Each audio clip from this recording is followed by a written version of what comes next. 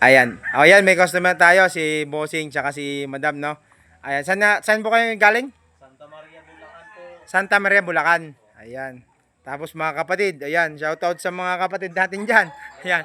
Lokal ng? Katmon po. Lokal ng Katmon. Ako naman, lokal ng Araneta Avenue. Yan, sa Quezon City. Yan. Ito, nagustuhan nila yung Evo 3 na black, no? Yung ganyang black na black.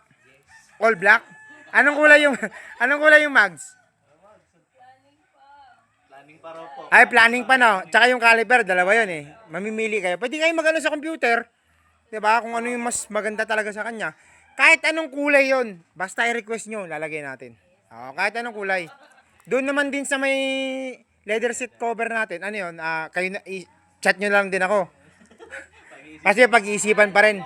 Ayan, yan. Saan nyo naman dadalhin? Anong probinsya nyo ba? Bicol, sa Sorsogon. Bicol. Matnog. Sorsogon. Sa bakasyon pa yun, sa bakasyon pa yun. Ay, ibang pagbabakasyon kayo doon. Baka may gusto mo na kayong shoutout na ano, taga Sorsogon. Anong family ba? Goyal family. Goyal family. Matnog, Sorsogon. Yan.